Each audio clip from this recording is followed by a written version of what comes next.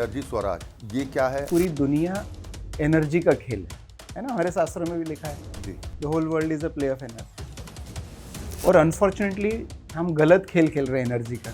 खुद क्या सीखा और दूसरों को कितना सिखाने में कामयाब है? मैंने बहुत कुछ खुद ही सीखा। सोलर ऊर्जा का उपयोग पर्यावरण बचाने के लिए करना और सोलर ऊर्जा का उपयोग पैसे बचाने के लिए करना, इसमें दोनों में फर्क है। विश्व में पेड़ पौधों को छोड़ के कुछ भी ग्रीन नहीं होता। बड़ी गाड़ियां हो, बड़ा बंगला हो, एसी हो, सही मायनों पृथ्वी को खतरा है या इंसान को खतरा है? पृथ्वी का कुछ नहीं बिगड़ने वाला है ना। पृथ्वी पर कई सारे जीव जंतु आए और चले गए। अनजान गांव का एक लड़का आईआईटी पहुंचता है, तमाम रिसर्च करता है, उसके बाद यूरोप जाता है, वहां पर पीएचडी की डिग्री हासिल करता है, और फिर ऐसा क्या आपके दिमाग में आता है कि अचानक से नहीं भाई अब हो गया, अपने देश वापस चलते हैं? मेरे में ऐसा क्या है? आपने लेक्चर्स दिए तकरीबन 1700 से ज़्यादा, 1700 लेक्चर दिए इस विषय 1700 क्लाइमेट लेक्चर चेंज पर। तो पूछते हैं कि सर इतना कंटिन्यूस इंस्पिरेशन कहाँ से मिलता? नमस्कार, आप देख रहे हैं राष्ट्र टीवी और मैं हूं आपके साथ अक्षय ठाकुर। आज हम आपकी मुलाकात कराने जा रहे हैं एक ऐसी शख्सियत से जिन्होंने आईआईटी जैसे प्रतिष्ठित संस्थान को छोड़कर खुद को मानवता की रक्षा के लिए समर्पित कर दिया है। आपने ही मैन का नाम सुना होगा, आपने आयरन मैन का नाम सुना होगा, लेकिन आज जिनसे हम आपकी मुलाकात कराने जा रहे हैं वो हैं सोलर मैन। जी हाँ, solar man of India. IT Bombay के प्रोफेसर रहे चेतन सिंह सोलंकी जी हमारे साथ हैं, जो जलवायु योद्धा के तौर पर उनकी पहचान है और उन्हें सौर पुरुष की संज्ञा भी दी जाती है। सर, बहुत स्वागत है आपका राष्ट्र टीवी में। धन्यवाद। मेरा पहला सवाल आपसे यही है कि बॉम्बे जैसा प्रतिष्ठित संस्थान जिसके साथ तकरीबन 2 दशक तक आपका जुड़ाव रहा, उसको छोड़ने का आपने फैसला कर लिया, ऐसा क्यों? क्या आपके उस वक्त मन में चल रहा था? वे अक्षय जी, क्या होता है कई बार ये जो संस्थाएं हैं ये हमें बहुत सारा प्लेटफॉर्म देती है, प्रोटेक्शन देती है। और 20 सालों में आईआईटी बॉम्बे ने मेरे लाइफ को भी नर्चर किया। एज ए प्रोफेसर स्टूडेंट लोगों से इंटरेक्ट करने का मौका मिला। जी, और फिर कभी क्या होता है कि जब अपना काम बड़ा हो जाता है तो वो जो संस्था जो आपको पुश करती है, धक्का देती है, वो फिर सीमा बन जाती है, वो बाउंड्री बन जाती है। तो मुझे ऐसा लगने लगा कि जो काम मैं करना चाहता हूँ या जिसकी करने की ज़रूरत है वो आईआईटी में रह के नहीं किया जा सकता, आईआईटी बॉम्बे में रह के नहीं किया जा सकता। जी। तो इसलिए मुझे लगा कि छोड़ना ही उचित है। आप एक यात्रा पर निकले हैं, एनर्जी स्वराज। जी, ये क्या है, आप हमारे दर्शकों को बताएं, उसके पीछे जो मकसद है, क्या संदेश आप लोगों को देना चाह रहे हैं? वेल, इसको थोड़ा विस्तार से समझना पड़ेगा। पहले तो हम ये समझें कि पूरी दुनिया एनर्जी का खेल है ना, हमारे शास्त्रों में भी लिखा है जी, the whole world is a play of energy. और अनफॉर्चुनेटली हम गलत खेल खेल रहे हैं एनर्जी का। जी, क्यों गलत खेल खेल रहे हैं? क्योंकि जब से औद्योगिकरण चालू हुआ है दुनिया में, तब से कार्बन वाली ऊर्जा, कोयला, पेट्रोल, डीजल, एलपीजी, सीएनजी, मैं इसको बोलता हूँ काली ऊर्जा, जी, डार्क एनर्जीज जी, या अधर्मिक ऊर्जा, जी। क्योंकि वैसे ही काला ही होता है। अच्छा, इसका साइड इफेक्ट भी काला ही होता है। हम्म, तो जब हम ज़्यादा ये कार्बन वाली एनर्जी का उपयोग करते हैं, और मैंने कहा 80 से 85% ऊर्जा इस समय कार्बन से आती है, जी, तो कार्बन डाइऑक्साइड निकलेगी। भाई, कार्बन को जलाओगे तो कार्बन डाइऑक्साइड निकलेगी। ये कार्बन डाइऑक्साइड जब हवा में जाती है तो ये ग्रीन हाउस का काम करती है, मतलब एक गर्मी को ट्रैप करने का, पकड़ने का काम करती है। जी, और आज 85% यदि जीवन हमारा कार्बन वाली एनर्जी से चलता है, मतलब हमारे रोजमर्रा के जीवन का 85% समय हर व्यक्ति कार्बन उत्सर्जन करता है, जिसके कारण धरती का तापमान बढ़ रहा है, जिसके कारण हवा प्रदूषण, पानी का प्रदूषण, सॉइल का प्रदूषण। तो ये जो एनर्जी स्वराज यात्रा है, ये डार्क एनर्जी, कार्बन एनर्जी को छोड़ के क्लीन एनर्जी, शाश्वत एनर्जी, उस पर जाने की जरूरत है। सोलर एनर्जी है ना। और हम मनुष्य का जीवन तो इसीलिए अस्तित्व में क्योंकि सोलर ऊर्जा है। जी, सोलर ऊर्जा, सूर्य भगवान 10, 15, 50 दिन गायब हो जाए, ऑफ हो जाए, तो हम सब नहीं रह पाएंगे। तो हमारा जीवन ही सोलर ऊर्जा के कारण है। तो हमें रॉन्ग एनर्जी से राइट एनर्जी पे जाना है, बट सही तरीके से और सही समय पे जाना है। और ये सही तरीका और सही समय, ये इसका होश लोगों को नहीं है कि क्या सही तरीका होगा सोलर एनर्जी का उपयोग करने का और किस समय करना चाहिए। तो इसीलिए जब मुझे ये लगा कि न सिर्फ भारत बल्कि विश्व में ये जो ग्लोबल वार्मिंग, क्लाइमेट चेंज की समस्या बहुत गंभीर होती जा रही है, जी, तो एक मन में प्रश्न है कि आज यदि गांधी जी होते धरती पर तो क्या करते, इस समस्या को कैसे जूझते। जी, तो उस पे से यात्रा का विचार आया। और चूंकि ग्लोबल प्रॉब्लम है तो मैंने 11 साल की यात्रा करने का प्लान किया। जी। और इतनी बड़ी समस्या है तो इसको हम पार्ट और पार्सल में ठीक नहीं कर सकते कि होली दिवाली घर चले गए, सैटरडे संडे ब्रेक ले लिया। जी। इसलिए मैंने संकल्प लिया है कि मैं 11 साल घर नहीं जाऊंगा। 2020 में लास्ट टाइम मैंने जब यात्रा किया था तब मैं घर था, और अगली बार जब मैं घर जाऊंगा तो 2031 हो जाएगा। जी। और एक मैंने बस बनाई जो मेरा घर है, और उसे 31 का आपने संकल्प लिया है जी कि 10 साल आप यात्रा पर रहेंगे। परिवार का सपोर्ट मिला? किसी ने विरोध नहीं किया है कि अच्छा खासा करियर, अच्छी खासी अपॉर्चुनिटी छोड़ के? वेल कई लोग पूछते हैं कि अच्छा घर वालों को कैसे मना लिया कैसे मना लिया। तो मैं हमेशा कहता हूँ मैंने ये जो जोर का झटका वो धीरे धीरे दिया। जी। कि सबसे पहले तो हम सबके लिए सही भी है कि यदि आप किसी काम के लिए सक्षम हैं तो आपको वो काम करना चाहिए। और मुझे लगा कि मैं सोलर एनर्जी का प्रोफेसर हूँ, आईआईटी का हूँ, तो मेरी कैपेसिटी है लोगों को समझाने की। जी। तो मुझे ये करना चाहिए। जब मैंने देखा प्रॉब्लम है और ये भी क्लियर है कि ये सबकी प्रॉब्लम है, तो मेरे अकेले के अच्छे होने से काम नहीं चलेगा। जी। तो धीरे धीरे समझाया, और मैं अपने आप को खुशकिस्मत मानता हूँ कि मेरे परिवार ने इसको समझा। और उससे ज़्यादा खुशकिस्मत ये है कि अभी 5 साल हो गए हैं लगभग, अभी भी कंप्लेन नहीं होती। बच्चे, मेरी 2 बेटियां हैं, ऐसा कभी क्रिब नहीं होता कि क्या आपने हमको घर छोड़ के चले गए और अब हम बच्चे कैसे जिएंगे, ऐसा कभी नहीं होता। तो मैं अपनी किस्मती है कि मैं लोगों के बीच रह सकता हूँ और मेरे परिवार का पूरा सपोर्ट मिलता है। तकरीबन 5 साल का वक्त हो गया जो आप ये बस लेकर निकले हैं एनर्जी स्वराज करके, और इस दौरान आपने खुद क्या सीखा और दूसरों को कितना सिखाने में कामयाब रहे? वेल मैंने बहुत कुछ खुद ही सीखा, क्योंकि शुरू में जब एनर्जी स्वराज यात्रा चालू की थी तो मेन उद्देश्य यही था कि ये जो कार्बन वाली एनर्जी से हटके लोग सोलर ऊर्जा पर आए। और तो मैं भी सोलर ऊर्जा की बात करता था। 3-4-5 ही महीने हुए थे यात्रा में। मैं गुजरात में मेरी यात्रा गई तो मैंने देखा हर जगह सोलर लगा हुआ, तो मैं बड़ा खुश हो गया कि अरे वाह, ये तो बहुत अच्छा स्टेट है, डेवलपिंग स्टेट है। पर 10-15 दिनों में दुखी हो गया, क्योंकि मेरे एक लेक्चर के बाद एक सज्जन आए, बोले sir thank you very much, आपने आंखें खोल दी। मैंने कहा क्या हुआ? बोले सर मेरी सिस्टर का फ़ोन आया था और बोल रही थी भैया घर पे मैंने 6 किलोवाट का सोलर सिस्टम लगा लिया है जी। और बोल रही थी पहले एक कमरे में एसी था, अभी 3 कमरों में एसी लगा लिया है जी। तो जब मुझे समझ में आया कि सोलर ऊर्जा का उपयोग और दुरुपयोग, इसमें फ़र्क है। सोलर ऊर्जा का उपयोग पर्यावरण बचाने के लिए करना और सोलर ऊर्जा का उपयोग पैसे बचाने के लिए करें, इसमें दोनों में फ़र्क है। जी। यदि आपको पैसे बचाना है तो हम क्या करेंगे, ज़्यादा से ज़्यादा सोलर ऊर्जा प्रोड्यूस हो। आपको पर्यावरण बचाना है तो क्या करेंगे, कम से कम ऊर्जा में कैसे जीवन चले। क्योंकि सोलर पैनल भी भगवान के यहाँ से नहीं आते ना। चूंकि मैंने पीएचडी की है सोलर में, तो सिलिकॉन को माइन करना, रिफाइन करना, सोलर सेल बनाना, मॉड्यूल बनाना, उसके लिए कांच बनाना, एल्यूमिनियम फ्रेम बनाना, कॉपर बनाना, इन्वर्टर बनाना, बैटरी, ये सब में एनर्जी लगती है, जमीन खोदना पड़ता है, तो इस सब का साइड इफेक्ट होता है। तो सबसे पहले तो सारे दर्शक ये समझ जाएं कि विश्व में पेड़ पौधों को छोड़ के कुछ भी ग्रीन नहीं होता। कोई ग्रीन टेक्नोलॉजी नहीं होती, ना सोलर ग्रीन होता, ना इलेक्ट्रिक व्हीकल ग्रीन है, ना ग्रीन हाइड्रोजन ग्रीन होता है। सब में जो मैन्युफैक्चरिंग होती है उसका इम्पैक्ट होता है। हाँ, सोलर एनर्जी उपयोग करने का इम्पैक्ट कोयले से कम होगा, परंतु जीरो तो नहीं होगा। तो ये मैंने सीखा। अच्छा, ये सीखा तो फिर लोगों को समझाना चालू कैसे करें, तो फिर मैंने ट्रेनिंग बनाई जिसका नाम है एनर्जी लिटरेसी ट्रेनिंग। हम सब एनर्जी का उपयोग करते हैं पर कैसे करना चाहिए किसी को पता नहीं है। तो ऊर्जा में हर व्यक्ति को साक्षर होना चाहिए, तो एक ट्रेनिंग बनाई है।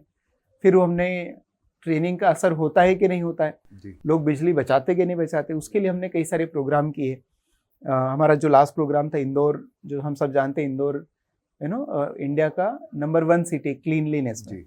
बट वो कौन सी क्लीनलीनेस है जो दिखती है, विजिबल है, जो छोटी सी है। तो रियल प्रॉब्लम विजिबल वाला नहीं है, रियल प्रॉब्लम इनविजिबल है। ये जो ग्रीन हाउस गैसेज इनविजिबल है। अच्छा, भारत में एक परिवार का साल भर का दिखने वाला कचरा 150 किलोग्राम होता है और न दिखने वाला कचरा 10,000 किलोग्राम। तो हमारा ध्यान कहाँ जाता है, दिखने वाले पे जो 150 होता है, ये 10,000 पे कोई ध्यान ही नहीं जाता। तो फिर हमने इंदौर में वहाँ के जो मेयर है माननीय पुष्यमित्र भार्गव जी के साथ मिलके एक प्रोग्राम बनाया था, उसका नाम है इंदौर क्लाइमेट मिशन, कि न दिखने वाले कचरे को कम कैसे करें। तो हमने एक प्रोग्राम बनाया कि बिजली बचाना चाहिए, क्योंकि बिजली अधिकतर कोयले से आती है। आपने बिजली बचा लिया मतलब कोयला बचा लिया, मतलब कार्बन एमिशन बचा लिया। तो पूरे शहर के स्तर पे एक प्रोग्राम चालू किया और हमने 2 महीने में बिना किसी पैसे खर्च किए, बिना किसी टेक्नोलॉजी के, बिना किसी पॉलिसी के 1.51 करोड़ यूनिट बिजली बचाई। जी। तो एनर्जी लिटरेसी का असर भी होता है।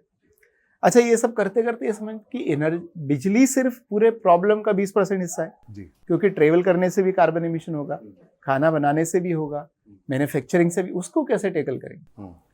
तो फिर हमने कहा कि एनर्जी कंजम्पशन नहीं, कंजम्पशन ही प्रॉब्लम है।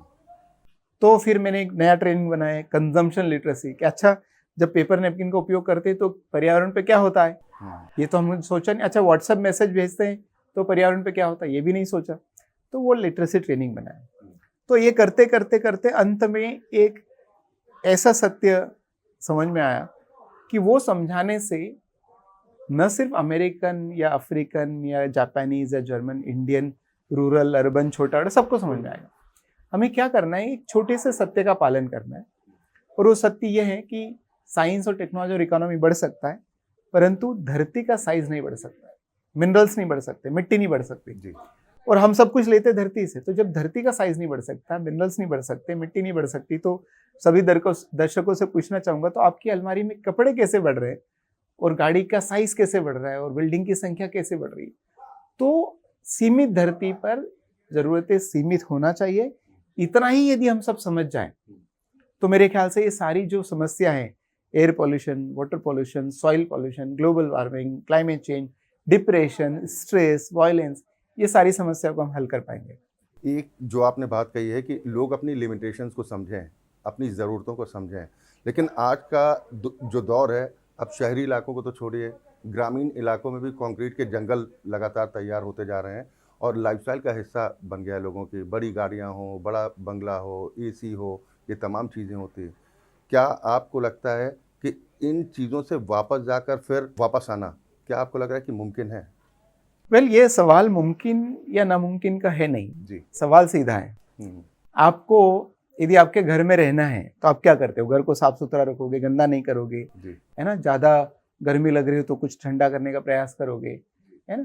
तो ये जो धरती है, अक्षय जी, ये भी तो घर ही है। जी। मैं एक पिक्चर दिखाता हूँ कि लोगों ने देखा नहीं होगा कि एटमॉस्फेयर कैसा दिखता है। जी। बाहर से यदि धरती को देखें तो ब्लू हमारी ग्रह है, उसके ऊपर एक नीले रंग की लेयर है, वो जो लेयर है जिसको हम बोलते हैं एटमॉस्फेयर। अच्छा, उसी एटमॉस्फेयर में हम जीते हैं, वहीं श्वास लेते हैं, वहीं पे हमारा भोजन पैदा होता है, उसी एटमॉस्फेयर में बारिश होती है, हमारा पूरा जीवन चक्र उसी के एटमॉस्फेयर में चलता है। वो एटमॉस्फेयर न रहेगा तो मनुष्य नहीं बचेगा, क्योंकि अल्ट्रावायलेट रेडिएशन आएगी, ठंडा हो जाएगा वगैरह। तो आपको धरती पर रहना है तो आपके बड़े घर को, जो धरती जो बड़ा घर, उसको भी संभाल के रखना पड़ेगा। ये आपकी पसंद या नापसंद की नहीं, मैं तो, मेरी पसंद ही नहीं, मैं तो इसी में रहूंगा, मैं भाई आपको नहीं रहोगे सीमाओं में। क्या होता है, आपने मान लो आपकी सैलरी 1 लाख रुपए, आप 1 लाख रुपए महीना खर्च करोगे तो सस्टेनेबल रहोगे जी। पर आपने 1.25 लाख रुपए महीना खर्चा करना चालू किया तो हो सकता है उधार ले लो जी। है ना। 10-20 आपके दोस्त भी मिल गए, रिश्तेदार मिल गए, कितने दिन तक उधार देंगे? कभी ना कभी तो बोलेंगे भाई साहब आप अपना खुद देख लो, है ना। जी। तो ये पसंद या नापसंद का तो सवाल ही नहीं है। यदि आपको धरती पर जीना है तो आपको धरती की सीमाओं में ही जीना पड़ेगा और कोई चारा नहीं। हाँ, हमारी गलतफहमी में हम क्या कर सकते हैं, हम एक आंकड़ा बताता हूँ, एक अर्थ ओवरशूट डे करके पैरामीटर होता है। जी। इस समय मनुष्य लोग धरती 1.8 धरती के बराबर संसाधन यूज कर रहे हैं। कितने? 1.8 धरती। और हमारे पास कितनी धरती? एक धरती। तो ऐसा कैसे होता है? डिप्लेशन करके। आज के 30 साल पहले पानी का लेवल था, अभी नीचे कर दिया। आज के 30 साल पहले जंगल थे, अभी कट के कम हो गए। पहले जितने खनिज थे वो कम हो गए। तो आप अपने को ही तो खोद रहे हो, कहाँ से ले रहे हो? धरती तो सीमित है, तो आप धरती को खोद खोद के कितना करोगे भाई? आपने शरीर, मान लो आपने 10-15 दिन खाना नहीं खाया जी। तो शरीर कैसे चलता है? तो सबसे पहले वो अपनी जो ऊर्जा स्टोर्ड है उसको खाएगा, उसको बर्न करेगा, फिर दुबले पतले हो जाओगे, मर जाओगे भाई। आपके खुद को, शरीर को नहीं खा सकते ना। ये बात लोगों के जहन में है कि अक्सर या टीवी न्यूज़ के माध्यम से लोगों तक या किसी भी माध्यम से अगर ये जानकारियाँ पहुँचती हैं तो लोग आपस में चर्चा भी करते हैं कि भाई दुनिया के लिए ग्लोबल वार्मिंग एक सबसे बड़ा खतरा है। लोग समझते हैं, ऐसा नहीं कि लोगों को इस बात की जानकारी नहीं है, लेकिन ये लगता है कि हाँ, कदम हमारी तरफ से क्या, ये तो सरकार की जिम्मेदारी है, ये तो जो पॉल्यूशन अगर फैल रहा है तो फैक्ट्री हैं, कारखाने हैं, इंडस्ट्री, ये पॉल्यूशन ज़्यादा कर रही है, हमारा उसमें नहीं है। इसको लेकर क्या आपको लग रहा है कि क्या सरकार को जिम्मेदार ठहरा देना या इंडस्ट्री को कटघरे में खड़ा कर देना ये ठीक होगा? वेल, बिल्कुल ही अक्षय जी, मैं हमेशा लोगों से पूछता हूँ कि बताओ क्लाइमेट चेंज किसने किया है? मैंने 1700 लेक्चर लिए अभी इस विषय पे पूरे देश में। तो बताओ क्लाइमेट चेंज किसने किया? जितने पढ़े लिखे होशियार इंटेलिजेंट लोग, पता है क्या बोलते हैं? ह्यूमंस ने किया, मनुष्य ने किया, मैंने थोड़ी किया। जी। तो मैं लोगों को पूछता, अच्छा आप लोग मनुष्य नहीं हो क्या? फिर वो थोड़ा समझ जाते, बोलते नहीं हमने किया है। फिर मैं बोलता हूँ नहीं गलत, हमने नहीं किया, हर उस व्यक्ति ने किया जो एनर्जी का उपयोग करता है। तो एनर्जी का उपयोग कौन करता है? मैं करता हूँ। मैंने जब ये कपड़े पहने हैं तो कपड़े को बनाने में खेत जोता गया, पानी दिया, फर्टिलाइजर लगा, फैक्ट्री चली, धागा बना, कपड़ा बना। तो इसका जिम्मेदार कौन हुआ? वो व्यक्ति जो कपड़ा बनाता है या वो व्यक्ति जो कपड़ा पहनता है? तो मैं हमेशा लोगों को समझाता हूँ, जब तक मैंने कपड़ा ना खरीदा, बनाने वाला थोड़ी बनाएगा। भाई टूथपेस्ट बनाने वाली कंपनी गोडाउन में रखने के लिए टूथपेस्ट नहीं बनाती। क्यों बनाती? क्योंकि आप और हम खरीदते। तो जब मैं खरीदता हूँ तब उसकी फैक्ट्री चलती है। तो अल्टीमेटली मैं जब नल खोलूंगा तभी तो पानी गिरेगा, वरना टंकी में भरा है। तो हर व्यक्ति को ये समझ लेना चाहिए कि वो जब उपभोग करता है एनर्जी का, कपड़े का, टूथपेस्ट का, गाड़ी का, पेट्रोल का, डीजल का, बिजली का, तब जाके सारा खेल चलता है। तो सरकार और कंपनियां, इनका क्या काम है? प्रोडक्ट और सर्विसेज प्रोवाइड करना। पर यूज कौन करता है? आप और मैं करते हैं, कंज्यूमर करता है। तो हर कंज्यूमर कार्बन एमिशन का जिम्मेदार है, प्रोड्यूसर नहीं। भाई मैं हमेशा लोगों से पूछता हूँ कि तो सब लोगों को ये लगता है कि सरकार को नियम बनाना चाहिए, ऐसा करना चाहिए। मैं बोलता हूँ कि देखो बाजार में जहर मिलता है, मिलता है, आप खरीद के पीते हो? नहीं पीते। तो खरीदना या ना खरीदना का आप जजमेंट कौन करता है? हर व्यक्ति करता है। तो इसलिए हर व्यक्ति की जिम्मेदारी है वो क्या खरीदता है ना खरीदता। तो मेरा ऐसा मानना है 100% कि ये जो जलवायु परिवर्तन न तो सरकार के कारण हुआ है, न इंडस्ट्री के कारण हुआ है, इसमें हर कंज्यूमर के कारण हुआ है। इसलिए इसका जवाबदार भी हर कंज्यूमर है, चाहे वो अमेरिका का हो, भारत का हो, छोटा हो, बड़ा हो, गांव का हो, शहर का हो। और हम सब मिल के रोजमर्रा के कारण जलवायु परिवर्तन होता है, क्लाइमेट चेंज होता है। रोजमर्रा की गतिविधियों से, आपके व्हाट्सएप भेजने के कारण क्लाइमेट चेंज होता है। तो रोजमर्रा से होता है, तो हमें रोजमर्रा के जीवन में इसको ठीक करना पड़ेगा।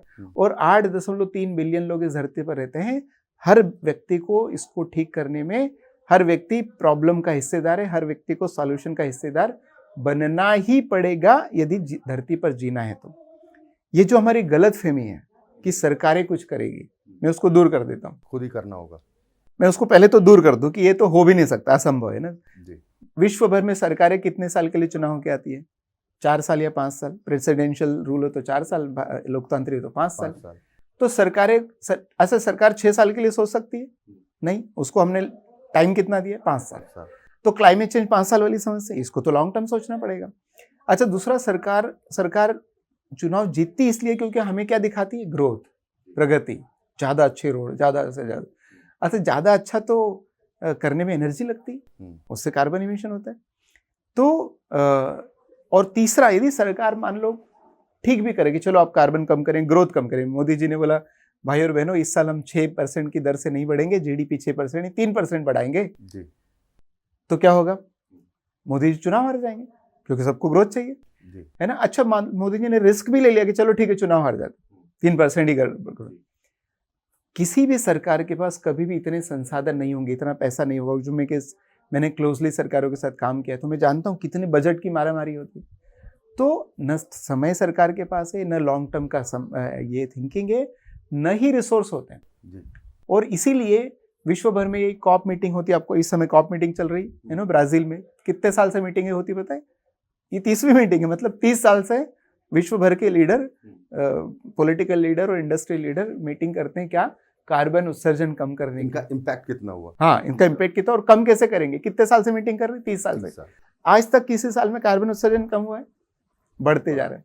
तो सबसे पहले मैं लोगों को ये समझा दूं कि हम ये समझ लें कि कैंसर का इलाज पैरासीटामोल से नहीं होता। और ये जो चर्चा करते हैं ना, कीमोथेरेपी लेनी पड़ेगी, ये कीमोथेरेपी ही लेनी पड़ेगी। तो ये पेड़ पौधे लगाना, प्लास्टिक बचाना, पॉलिसी बनाना, टेक्नोलॉजी ग्रो करना, ये सबसे सॉल्यूशन होने वाला नहीं है। क्योंकि ये सब क्या है? पैरासीटामोल है जी।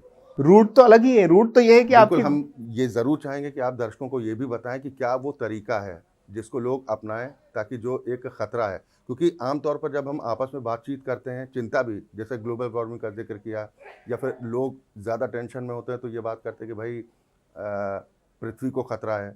सही मायनों पृथ्वी को खतरा है या इंसान को खतरा है? वेल अक्षय जी, ये तो बहुत क्लियर सी बात है कि पृथ्वी का कुछ नहीं बिगड़ने वाला है ना।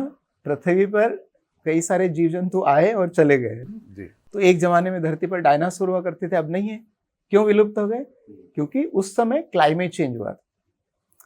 तो अभी जो उस समय जो क्लाइमेट चेंज हुआ बेचारे डायनासोर के कारण नहीं हुआ था, उस समय तो एक मीटियोराइड आके, तो गलती तो डायनासोर की नहीं थी। अभी जो क्लाइमेट चेंज हो रहा है उसका कारण है कार्बन उत्सर्जन, जिससे धरती गर्म हो रही। तो यदि ऐसा ही चलता रहा, तो मैं हमेशा लोगों को बोलता हूँ कि ऐसा ही चलता रहा तो हो सकता है 3-4 हजार साल बाद एक नई प्रजाति आए धरती पर जो कहे कि एक जमाने में धरती पर इंसान हुआ करते थे। तो धरती को कुछ नहीं बिगड़ने वाला, धरती हर साइकिल से गुजर चुकी है। तो धरती पर कभी आइस एज हुआ करती थी, धरती पे कभी आग का गोला थी, तो धरती पे कभी पानी हुआ करता था। वो बाकी सारे परिवर्तन बहुत धीरे धीरे धीरे होते थे, 10, 20, 30, 50 हजार साल में होते। पर अभी ये जो परिवर्तन हर साल की गर्मी पहले साल से अलग, हर साल की बारिश पहले साल से अलग, इसलिए जलवायु परिवर्तन हो नहीं रहा है, हो चुका है, बल्कि हो नहीं चुका है, एक्सेलरेट हो रहा है। तो ये सब लोग हम समझ लें कि धरती को कुछ नहीं होने वाला, जो होगा मनुष्य प्रजाति को होगा। और मनुष्य प्रजाति बहुत नाजुक है। कितनी नाजुक है उसका एहसास दिलाता हूं मैं आपको। मनुष्य शरीर का तापमान कितना होता है? 97-98 डिग्री फ़ारेनहाइट होता है। यदि शरीर का तापमान 2 डिग्री बढ़ जाए, 100 डिग्री हो जाए, 98 में सिर्फ 2, छोटा सा है परिवर्तन, 98 में डॉक्टर के पास जाना तो 100 डिग्री हो जाए तो क्या बोलते हैं? बुखार आया है। इंसान को बुखार आता तो ठीक से खा नहीं सकता, काम नहीं कर सकता, कुछ नहीं कर सकता। सिर्फ 2 डिग्री फ़ारेनहाइट, और 4-5 डिग्री फ़ारेनहाइट बढ़ जाए तो कुछ लोग तो स्वर्ग ही सिधार जाएंगे या नरक जाएंगे, जहाँ पे उनको जाना होगा अपने कर्मों के हिसाब से। कोरोना काल में तो देखा है ना लोगों ने। तो कहने का मतलब है कि ये गलतफहमी में ना रहे कि हमें टेक्नोलॉजी बचाने वाली है, हमें पॉलिसी बचाने वाली, नहीं। यदि आपको धरती पर अस्तित्व बचा के रखना है तो सबसे पहले धरती की सीमाओं के अंदर जीना पड़ेगा। और भारत में कहावत है, मनुष्य को उतने ही पैर फैलाना चाहिए जितनी उसकी चादर होती। तो धरती एक है और 1.8 धरती के संसाधन उपयोग करो। ऑलरेडी पैर बाहर निकल, ऑलरेडी 50% पैर बाहर निकल चुका है। तो इसका टेक्नोलॉजी इलाज नहीं है ना? क्यों? क्योंकि मनुष्य की, रफ शब्दों में कहे तो मनुष्य की औकात नहीं है कि इस धरती पर एक एक्स्ट्रा एटम पैदा कर सके। हाँ है ना? जो है फिक्स है, अनंत है, फिक्स है। अब जब एक एटम भी एक्स्ट्रा ना पैदा कर सकते हो तो ये कंक्रीट का जंगल बना के, गाड़ियां बना के, कहाँ से भाई धरती को खुद के शरीर को खोदोगे, नुकसान करोगे तो अस्तित्व में नहीं रहोगे। ये सरल सी बात है। बिल्कुल। आपने भारत का सबसे बड़ा सोलर एनर्जी का जो रिसर्च सेंटर वो खोला है। ये रिसर्च सेंटर किस तरीके से काम कर रहा है, कुछ दर्शकों को बताएं इसके बारे में। वेल, जब मैंने यूरोप से PhD की है और मैं एक छोटे से गांव से आता हूँ।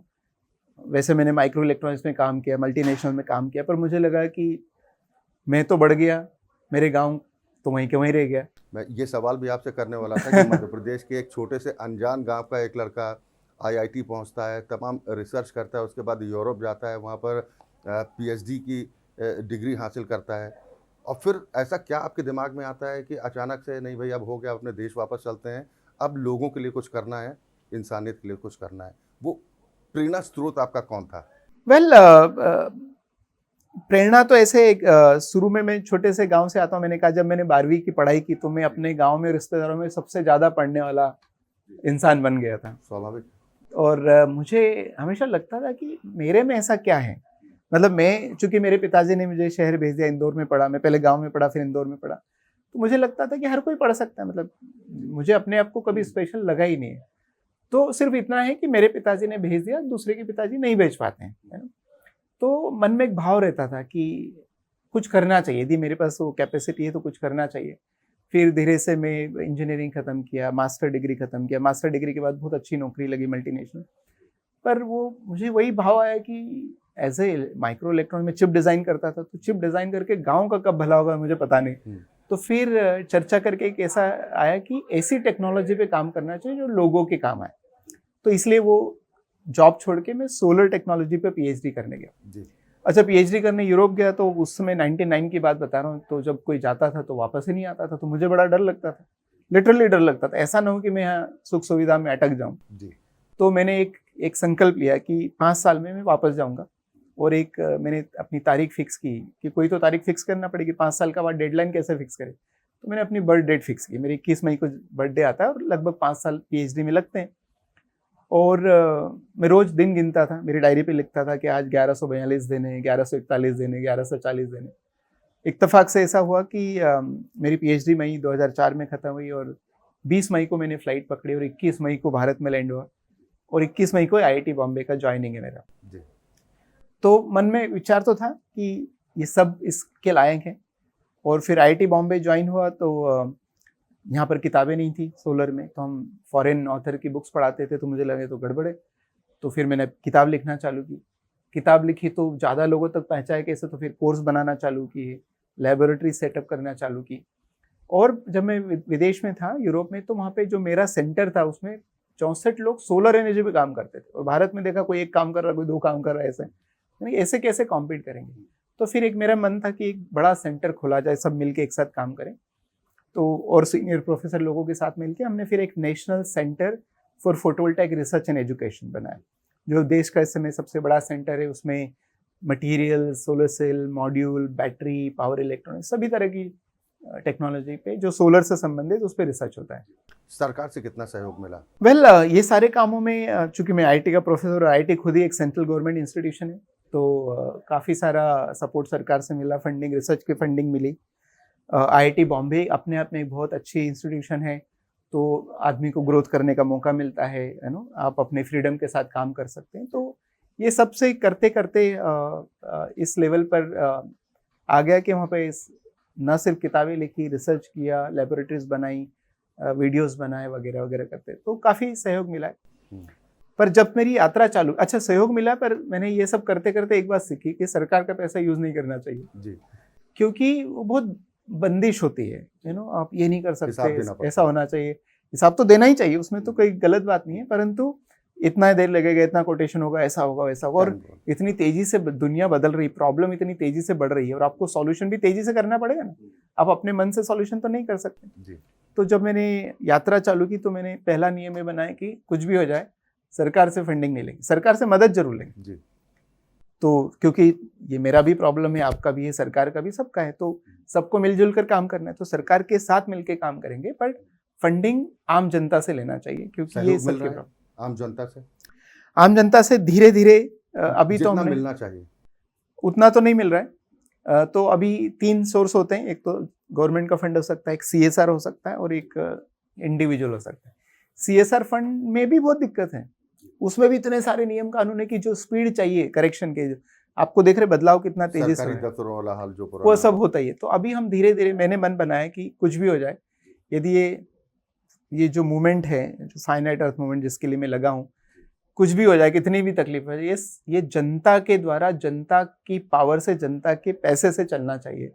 मुश्किल है जरूर सब लोगों को इतना समझाना, पर देखते हैं। जनता के लिए और जनता के सहयोग से। बिल्कुल, जनता की पावर से, जनता के लिए, जनता सब मिल के करे, क्योंकि मेरे अकेले करने से क्लाइमेट चेंज ठीक थोड़ी होगा, या सरकारों से थोड़ी होगा, या नियम कानून से तो नहीं होगा। मैंने जैसे समझाया, ये तो हर व्यक्ति को इसमें जुड़ना ही पड़ेगा, ये पसंद या नापसंद का सवाल ही नहीं है। कई बार ये होता है कि संकेतों के माध्यम से लोगों को मैसेज देने की कोशिश की जाती है। जैसे मैं आपका परिधान देख रहा था जी, कि इसके माध्यम से भी आप लोगों तक कुछ मैसेज पहुंचाना चाहते हैं। हाँ। I consume less, I can afford, but nature can not. What about you? Akshay ji, कितना सरल सी सत्य है। देखो, आपका और मेरा सैलरी बढ़ सकता है, यदि आप बिजनेस करें तो बिजनेस बढ़ सकता है जी। मेरे पैसे बढ़ सकते हैं, मेरे कमाने की क्षमता बढ़ सकती है, इसका मतलब मेरे खरीदने की क्षमता बढ़ सकती है जी। परंतु चूंकि मेरे पास ज्यादा पैसे, मैं ज्यादा खरीद सकता हूँ, इसलिए नेचर भी ज्यादा सप्लाई कर सकते हैं, ऐसा हो सकता है? पर नेचर तो फिक्स है ना, धरती को खींचतान क्या बड़ा थोड़ी कर सकते। तो ये यदि व्यक्ति समझ जाए कि मेरे कमाने की क्षमता और मेरे खरीदने की क्षमता बढ़ सकती है, परंतु धरती की सप्लाई करने की क्षमता नहीं बढ़ सकती। धरती फिक्स है, संसाधन फिक्स है, इसलिए जरूरतें सीमित होना चाहिए। तो इसलिए मैंने लिखा है। वो जो एक प्रकरण हुआ था कि मैं, इकोनॉमिक टाइम्स ने मुझे इनवाइट किया था दिल्ली में मेरियट होटल में, मैं उसी पर आने भी जा रहा था कि वो जो सॉक्स वाला जो प्रकरण हुआ था, जिसमें आप काफ़ी वायरल भी हुए और लोगों ने आपको अप्रिशिएट भी किया, और आपने जो मैसेज दिया है कि आई कैन अफोर्ड बट नेचर के तो ना। क्या संदेश आप देना चाह रहे थे? पर संदेश वही था। मैं, इकोनॉमिक टाइम्स का एक इवेंट था, मुझे बुलाया था, दिल्ली में मेरियट में था और दिन भर का प्रोग्राम था, तो मैं थोड़ा थक के दोपहर में लॉबी में बैठ के काम कर रहा था। आराम के लिए शूज़ निकाला तो मेरे मोजे 3-4 जगह होल था उसमें। वो जानबूझ के आपने किया था? नहीं, तो मैं ऐसे ही, मेरा अभी भी आप बैग देखें तो उसमें 2 पिन लगी हुई है, कहीं स्टिच है। तो उद्देश्य ये, मैंने कहा ना, तो मेरा किसी ने फोटो लिया और कहा कि सर आप तो बदल लीजिए। तो मैंने एकदम ऐसा निकला कि देखो, मैं तो प्रोफेसर हूँ, मेरे पास 100 जोड़ी मोजे खरीद सकता हूँ, मेरे पास खरीदने की क्षमता है, परंतु नेचर सप्लाई नहीं कर सकता। इसीलिए आपको लोग सोलर गांधी भी बोलते हैं। क्योंकि गांधी जी ने ये सब जिया है। उन्होंने कहा था कि धरती में सबकी जरूरत के लिए पर्याप्त है, लालच के लिए नहीं। ये तो बड़ी सत्य की बात है भाई, क्योंकि लालच की तो सीमा नहीं होती, पर धरती की तो सीमा है ना, हमारे संसाधन की तो सीमा है, पानी की सीमा है, मिट्टी की सीमा है। तो इंसान को इतनी सी बात नहीं समझ में आएगी। तो फिर मैं हमेशा बोलता हूँ, जिस तरह से हम उसी पानी को खराब करते हैं जो खुद पीते हैं, उसी मिट्टी को खराब करते हैं जिसमें से खुद खाना उगा के खाना है। मैं हर लेक्चर में अक्षय जी लोगों को बोलता हूँ कि आधुनिक मनुष्य से मूर्ख प्राणी धरती पर अभी तक नहीं आया। यही एक प्राणी जो अपने ही पर्यावरण को नुकसान करता है। अच्छा, हम इसी पर्यावरण में जी पाएंगे? बिना श्वास के 2 मिनट जिंदा नहीं रह सकते, है ना? बिना पानी पिए 10-12 दिन जिंदा नहीं रह सकते, बिना खाना खाए 10-12-15 दिन जिंदा नहीं रह सकते। जिसके बिना जिंदा नहीं रह सकते वो डिग्रेड हो रहा है, दुर्गति पर है। और जिसके बिना जीवन चल सकता है, एआई, कंप्यूटर, मोबाइल, वो सब प्रगति पर है। इसको आधुनिकता कहेंगे या मूर्खता कहेंगे? मुझे तो बड़ी मूर्खता नजर आती है। और मैं हर लेक्चर में लोगों से पूछता हूँ, और आप गंभीरता से सोचेंगे तो ये तो बड़ी मूर्खता भाई। जो आपके जीवन का आधार है, आपके घर की नींव को खोद के तो आप बड़ी बिल्डिंग नहीं बनाएंगे ना। तो नींव तो मजबूत रखना पड़ेगी, और जीवन की तो नींव हवा, पानी, मिट्टी है। आपने उसी को प्रदूषित कर दिया तो शरीर प्रदूषित होगा, क्योंकि मेरे अंदर वही तो हवा है जो बाहर है, मैं वही तो पानी पीता हूँ जो बाहर है। तो यदि बाहर की हवा खराब होगी तो मेरा शरीर खराब होगा ही। बाहर का पानी खराब है तो मेरा शरीर भी खराब होगा, बाहर की मिट्टी खराब है तो मेरा शरीर भी खराब होगा। मुझे सभी लोगों से इतना ही उम्मीद है हाथ जोड़कर कि यार इतना तो मत करो, अपना नुकसान तो मत करो। और यही सत्य है। बिल्कुल, आपने जो जानकारी भी दी कि आपने कई किताबें भी लिखी, आपके नाम पर कई पेटेंट भी दर्ज हैं, और इसके अलावा जो भारत का सबसे बड़ा सोलर रिसर्च इंस्टीट्यूट भी आप चला रहे हैं, बस यात्रा पर भी निकले हैं। हालांकि अभी बहुत बड़ी चुनौती है, बड़ा लंबा सफ़र भी आपको तय करना है। इस दौरान जब आप कॉलेजेस में जाते हैं, आपने लेक्चर्स भी है तकरीबन 1700 से ज़्यादा, 1700 लेक्चर दिए इस विषय क्लाइमेट चेंज पर। तो ये जो पूरे सेशन रहे हैं, जो भी आपको लगता है कि अब तक जो भी अचीवमेंट आपकी रही है, उसमें कितना आपको लगता है कि आप परिवर्तन लाने में कामयाब रहे? वेल, मेरे ख्याल से काफ़ी कामयाब है, क्योंकि मैं लोग मुझसे पूछते हैं कि सर इतना कंटिन्यूस इंस्पिरेशन कहाँ से मिलता है, 5 साल तक लगातार ट्रेवल करना। तो मैं हमेशा बोलता हूँ कि ये फैक्ट कि मैं अभी तक थका नहीं हूँ, मेरे पास उतना ही उत्साह है, एनर्जी। इसका मतलब है कुछ तो अच्छा होता है। और मैंने देखा, जो मैंने ट्रेनिंग्स बनाई है, जो मेरे लोगों से बात करता हूँ, उससे कई सारे लोगों का जीवन बदला है जी। आपको एक उदाहरण देता हूँ। इंदौर में एक शख्स मेरा इंटरव्यू ले रहे थे जी। और उन्होंने इंटरव्यू में पूछा, इंदौर के बारे में पूछा कि sir Indore multi dimensional growth कर रहा है, आपके इसमें क्या राय है, क्या कहना है? तो मैंने उनको रोका, मैंने क्या पहले बताओ कि इंदौर जो मल्टी डायमेंशनल ग्रोथ कर रहा है, ये तुम्हारा सौभाग्य है कि दुर्भाग्य है? तो हंस के बोले, सर ये तो सौभाग्य है। मैंने कहा अच्छा। मैंने कुछ प्रश्न किए, मैंने क्या बताओ, ये जो मल्टी डायमेंशनल ग्रोथ हो रहा है उससे ट्रैफिक की स्थिति सुधर रही कि बिगड़ रही? बोले सर बिगड़ रही। अच्छा, एयर पॉल्यूशन सुधर रहा है कि बिगड़ रहा है? बोले बिगड़ रहा है। अच्छा, ये जो ड्रग्स की स्थिति सुधर रही है कि बिगड़ रही? तो बिगड़ रही। क्राइम बिगड़ रहा है। तो अच्छा क्या हो रहा है? सिर्फ पर स्क्वायर फीट जमीन के भाव बढ़ गए तो लोगों को गलतफहमी हो जाती है कि इंदौर प्रगति पे या शहर प्रगति या गोवा प्रगति पर खुद की ग्रोथ बढ़ गई। खुद की ग्रोथ नहीं, ऐसा नहीं है। एक्चुअली जाने अनजाने में हमें ही तो ज्यादा ट्रैफिक में खड़े होना है जी। हमें ही तो ज्यादा पॉल्यूटेड एयर को ब्रीथ करना है जी जी। तो उन्होंने फिर मैं 3-4 महीने बाद मिला तो उन्होंने कहा कि सर जब से मैंने आपका इंटरव्यू लिया मेरा जीवन बदल गया। सिर्फ इंटरव्यू लिया था। कैसे? बोले सर हमारी एक पॉश जगह पे जमीन है, वहाँ पे बहुत सारे ऑफर आते हैं मॉल बनाने के मुझे, पर हमने बोले मॉल नहीं बनाएंगे, ऐसा डिसाइड किया है जी। सिंपल सी जगह रखेंगे, पेड़ पौधे लगाएंगे। अब इतना बड़ा परिवर्तन सिर्फ एक इंटरव्यू के कारण आ सकता है, तो वो मुझे ऊर्जा देता है कि ये जो ट्रेनिंग, और ऐसे कई सारे लोग मेरे पास आते हैं, कई सारे लोग वो जो आई can afford but nature can not afford को अपने जीवन में पालन करने लगे। कई सारे लोग जो पुरानी चीज को ज्यादा देर तक उपयोग करने में गर्व महसूस करने लगे, और वही हमें फैशन बनाना है। किसी भी बड़े परिवर्तन के लिए युवा शक्ति की बहुत ज़रूरत होती है, और हिंदुस्तान तो युवाओं का देश है। अगर युवा जिस तरह से आप कह रहे हैं कि काफ़ी इन सब चीज़ों को लेकर चिंतित भी होते हैं, वो समझते हैं कि ग्लोबल वार्मिंग अगर हो रही है तो उसका आने वाले वक्त में ख़तरा क्या है, या जलवायु परिवर्तन हो रहा है तो इससे क्या कुछ आने वाले वक्त में हमें उसका नुकसान भुगतना पड़ेगा। ये आपको लग रहा है कि जो अवेयरनेस है युवा में बहुत ज़्यादा है, और वो इस कदम इसकी तरफ कदम भी अपने बढ़ा रहे हैं? well, दोनों हैं। एक युवा ज़्यादा अच्छे से समझता है, पर वो ज़्यादा आइसोलेटेड और सेल्फलेस भी मतलब सेल्फिश होता जा रहा है कि मेरा हो जाए बस, है ना। क्योंकि आजकल हम सारा वो जो फास्ट होने लगा ना, कि आपको रील देख से मजा आ गया तो मूवी नहीं देखेंगे, रील में ही काम हो रहा है, किताब नहीं पढ़ेंगे क्योंकि और कोई से एंटरटेनमेंट हो रहा है। तो मेरे ख्याल से युवा में वो ताकत है। एक तो पहले हम ये समझ ले कि आप और मैं अपना उदाहरण देता हूँ कि मेरी उम्र 50 से ऊपर हो गई है। मैं इस धरती पर 20-30 साल का मेहमान हूँ, है ना। आप शायद 30-40 साल के होंगे, पर वो युवा जो स्कूल में है, कॉलेज में, उस बेचारे को 60-70-80 साल जीना है। और मैं बेचारा क्यों बोल रहा हूँ? क्योंकि आपका और मेरा अनुभव क्या बोलता है, जैसे जैसे समय बढ़ता जा रहा है क्लाइमेट की स्थिति खराब होती जा रही है। वो खतरा आप देख पा रहे हैं जो धीरे धीरे आगे बढ़ता जा जो रहा है, लेकिन हाँ, वो दिखाई नहीं दे रहा, जो बाकी लोगों को दिखाई नहीं दे रहा। तो मैं हमेशा बोलता हूँ कि जो धरती पर ज्यादा जिएगा वो ज्यादा भुगतेगा, ये क्लियर है। तो कौन ज्यादा जिएगा? युवा जिएगा। तो इसलिए युवा इसको समझना पड़ेगा। मतलब जीना है तो समझना ही पड़ेगा। और क्या करना पड़ेगा? कम कंजम्पशन में जीना कूल बनाना पड़ेगा, फैशन बनाना पड़ेगा, है ना। सीमित धरती पर सीमित संसाधन होना चाहिए, इस फैशन को कूल बनाना पड़ेगा। और जो मैं कहता हूँ ना कि जो बड़ी गाड़ी से उतरे, जिस दिन समाज में ऐसा हो जाए कि जो बड़ी गाड़ी वाला जो बड़े संसाधन उपयोग करता है वो ज्यादा प्रदूषण करता है, ये तो क्लियर हो गया। तो जो ज्यादा प्रदूषण करता है वो अच्छा कैसे माने समाज उसको? तो कई लोग तो आपके दुश्मन भी हो जाते हैं कि भाई ये तो BMW वालों का विरोध करता है, बड़ी बड़ी कंपनियों को नुकसान पहुंचा रहा है, पर सलाह देता है। तो इससे पर समाज को तो ये लगता है ना कि BMW वाला बड़ा आदमी, बड़ी गाड़ी वाला बड़ा आदमी, अभी तो ये लगता है ना। मैं बोलता हूँ कि हमेशा इसको फैशन बनाना है कि जो कम सामान उपयोग करे वो बड़ा आदमी, जो कम संसाधन में जिए वो बड़ा आदमी। और मेरे घर में मैंने कहा, मेरे फ्रिज नहीं है, गीजर नहीं है, AC नहीं है, मैं अपने कपड़ों पर प्रेस नहीं करता, मैं साबुन का उपयोग नहीं करता, और मैं लोगों से ज़्यादा खुशी हूँ, सुखी भी हूँ और स्वस्थ भी हूँ। और इसको फैशन कैसे बनाया जाए? तो हमने एक प्रोग्राम चला है, रिंकल अच्छे वाह मंडे, WAH, रिंकल अच्छे हैं। तो भारत में हर व्यक्ति एक जोड़ी कपड़े प्रेस करता है तो 200 ग्राम कार्बन एमिशन करता है। और हम पूरा भारतवासी या पूरे विश्व के लोग बिना प्रेस के कपड़े पहने तो वही नॉर्मल हो जाएगा ना भाई। अभी 100 व्यक्ति प्रेस कर रहे, एक ना करे तो उसको एबनॉर्मल लगता है। जब सभी लोग प्रेस ना करें तो वो नॉर्मल हो गया, फैशन हो गया। तो हमने रिंकल अच्छे हैं, और हमारे इसमें प्रोग्राम में 7-8 लाख लोग भाग लेते हैं।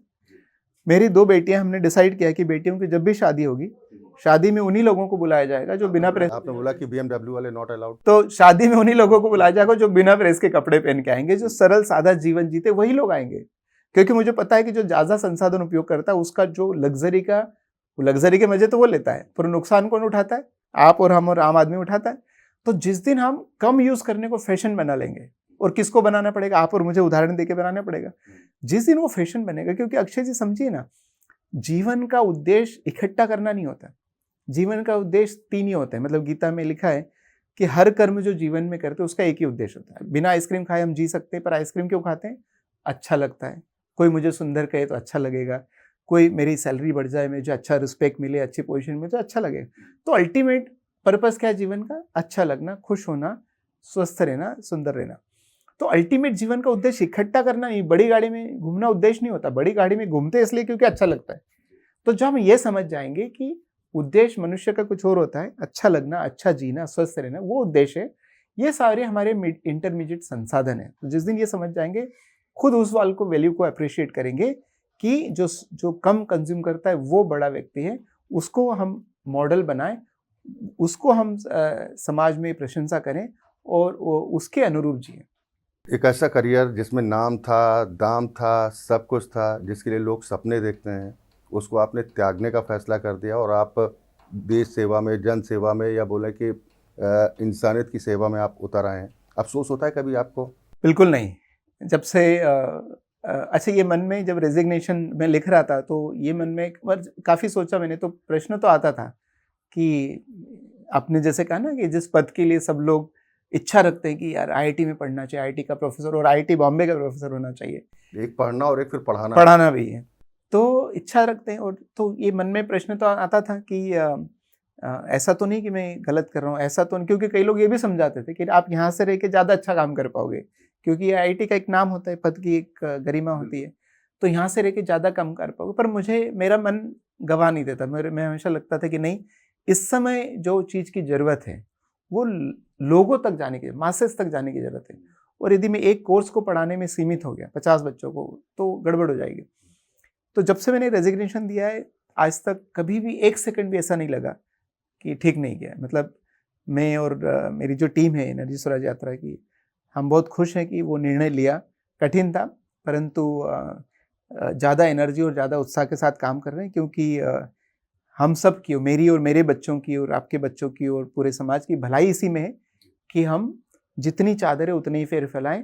धरती एक है, 1.8 नहीं है, तो एक धरती के बराबर संसाधन उपयोग करें, तो मेरे ख्याल से सारी समस्या विश्व की, पानी, मिट्टी, हवा, डिप्रेशन, स्ट्रेस, हिंसा, युद्ध, ये भी कम हो जाएगा, क्योंकि सब खेल तो एनर्जी का है। बिल्कुल, जन कल्याण के साथ साथ परिवार की भी जिम्मेदारी होती है। इन 5 वर्षों की अगर बात करें तो परिवार के लोगों से मुलाकात हुई, मिलने वो आए, या आप इस बीच कभी जा पाए? वेल, हमेशा मैं कहता हूँ कि वन वे ट्रैफिक तो चालू रहता है ना। तो मैं घर नहीं जाता, पर घर वाले तो आ सकते हैं। तो यात्रा में आते हैं कई बार। और भोपाल में हमारे एक ऑफिस भी खोला है, अभी मेरे परिवार भोपाल में रहता है। अभी मैं जो मीटिंग, हमारी पूरे फाउंडेशन की मीटिंग थी, तो 3 दिन हो तो वहाँ पे मुलाकात हो जाती है। तो और आजकल व्हाट्सएप के माध्यम से बात तो रोज़ हो जाती है, देखना भी एक दूसरे को रोज़ हो जाता है। तो टेक्नोलॉजी का सही उपयोग कैसे करना चाहिए उसका उदाहरण है। तो हम कनेक्टेड हैं और ऐसे गैप महसूस नहीं होता। और सौभाग्य है मेरा कि मेरा स्वास्थ्य, घर परिवार, बच्चों का स्वास्थ्य ऊपर वाले की दया और उनका सपोर्ट हमेशा रहता है, तो हम इतना बड़ा काम कर पा रहे हैं। चलिए, राष्ट्रीय टीवी गोवा का पहला नेशनल हिंदी न्यूज़ चैनल है। हमारे इस मंच के माध्यम से आप क्या मैसेज देना चाहेंगे, खासतौर पर युवाओं को, लोगों को, कि कितने बड़े खतरे से होकर हम गुजर रहे हैं? अगर अब भी नहीं चेते तो फिर विनाश वेल, है। सबसे पहले अक्षय जी, आपको राष्ट्रीय टीवी को बहुत धन्यवाद देना चाहूँगा कि आपने इतने संवेदनशील मुद्दे पर एक लंबी चर्चा की। और आपके माध्यम से मैं सभी को यही कहना चाहता हूँ कि जलवायु परिवर्तन हो नहीं रहा है, हो चुका है, और ये मेरे कारण हुआ है, मेरे उपभोग के कारण हुआ है। और कुछ भी हो जाए, हम कितने भी चांद पे चले आए, मार्स पे चले आए, एक सत्य को बदल नहीं सकते। धरती सीमित है, इसका साइज बदलने वाला नहीं, संसाधन बदलने वाले नहीं है, इसलिए हमारी ज़रूरतों को सीमित करना पड़ेगा। यही एक सॉल्यूशन है। आपको इसमें विज्ञान, टेक्नोलॉजी, पॉलिसी, सरकार कोई बचाने वाला नहीं है। और एक आखिरी नंबर जो मैं देना भूल गया कि 2 डिग्री सेंटीग्रेड, जब धरती का global warming 2 degree centigrade cross हो जाएगी, मैं 2 डिग्री सेंटीग्रेड ग्लोबल वार्मिंग को बोलता हूँ लक्ष्मण रेखा है क्लाइमेट चेंज की। एक बार वो क्रॉस हो गए तो फिर से वापस नहीं आ सकते। तो फिर 2 डिग्री सेंटीग्रेड क्रॉस होने के बाद क्या होगा? क्या अचानक प्रलय आएगा और हम सब लोग मारे जाएंगे? तो उत्तर है नहीं। मैं हमेशा मजाक में कहता हूँ, चिंता मत करो, इतनी आसान मौत नहीं मिलने वाली। प्रकृति इतनी आसानी से नहीं मारेगी। एक मूवी में जो खतरनाक विलन होता है, हीरो को कैसे मारता है? तड़पा तड़पा। तो अभी वही हो रहा है। अभी पंजाब में जब बाढ़ आई इस बार, तो वहाँ जो लोगों की हालत, वही तो तड़पना है। तड़पना मतलब कुछ अलग से अंगारे गिरेंगे ऐसा थोड़ी होगा, है ना। इस जम्मू कश्मीर में क्या हुआ, हिमाचल में क्या हुआ, लॉस एंजलिस में क्या हुआ, पूरा शहर जल गया। तो इसी को तो तड़पना कहते हैं। ये सिर्फ वक्त की बात है कि आपका और मेरा नंबर कब आने वाला। तो 2 डिग्री सेंटीग्रेड में पता है कितना समय बाकी? मात्र 20 से 25 साल। मुझे ये आश्चर्य होता है कि ये बेचैनी क्यों नहीं समाज में, हमारे पेरेंट्स के बीच बेचैनी क्यों नहीं? बच्चों को क्या हो गई, क्यों चिंता नहीं है? पॉलिटिशियन के बीच बेचैनी क्यों नहीं है? पॉलिसी मेकर के बीच बेचैनी क्यों नहीं है? प्रेस वाले भी, मुझे लगता है, मैं हमेशा, मेरी कंप्लेन रहती है कि बिहार चुनाव को हम 6 महीने से, हर नेशनल टीवी, क्योंकि बीच में कुछ चुनाव नहीं था, तो 6 महीने से चर्चा कर रहे हैं। कौन सा ऐसा चैनल है जो प्राइम टाइम पे 9 बजे बैठ के क्लाइमेट चेंज के बारे में डिबेट करे? है ना, हम इस तो इसलिए मैंने आपको बधाई दी कि आपने इस मुद्दे को उठाया। बिल्कुल, क्योंकि ये लोगों से जुड़ा मुद्दा है, इंसानियत से जुड़ा मुद्दा है, और जिसके लिए आप इतना बड़ा त्याग करके आप लोगों के लिए काम कर रहे हैं, तो ऐसे और भी लोगों को निकल के सामने आना होगा। और ख़ासतौर पर युवा शक्ति, कहते हैं कि किसी भी बदलाव के पीछे अगर युवा शक्ति जुड़ जाती है तो बदलाव तय है। बहुत शुक्रिया चेतन, बहुत बहुत धन्यवाद हमारे साथ जुड़ने के लिए। और आपने जो तमाम बातें कही हैं, उम्मीद करते हैं कि आपके जो भी कथन हैं, इससे लोग न सिर्फ प्रेरित होंगे बल्कि इस दिशा में कदम भी बढ़ाएंगे। बहुत शुक्रिया एक बार फिर सर आपका, बहुत बहुत धन्यवाद के लिए। यहाँ तो चेतन सिंह सोलंकी साहब को आप सुन पा रहे थे। IIT बॉम्बे के प्रोफेसर रहे हैं, 2 दशक तक इन्होंने अपनी जिम्मेदारियों का निर्वहन किया और फिर यूरोप तक पहुँचे, वहाँ पर PhD की डिग्री तक हासिल की। लेकिन उसके बाद जज्बा जागा देशभक्ति का भी कि हमें अपने देश वापस लौटना है और इंसानियत के लिए, मानवता के लिए कुछ काम करना है। इसके लिए न सिर्फ इन्होंने अपना करियर दांव पर लगा दिया, बल्कि अब खुद को भी लोगों को रक्षा करने के लिए अपना पूरा जीवन खपा रहे हैं। तो ऐसे में उम्मीद ये ज़रूर इस बात को लेकर करना चाहिए कि जिस मिशन पर आप निकले हैं उस पर लोगों का ज़्यादा से ज़्यादा सहयोग हो, और जो मिशन है, जो लक्ष्य है, वो लक्ष्य तक हासिल हो, क्योंकि खतरे में पृथ्वी नहीं, खतरे में इंसान है। देश और दुनिया की बाकी बड़ी खबरों के लिए आप जुड़े रहें राष्ट्र टीवी के साथ।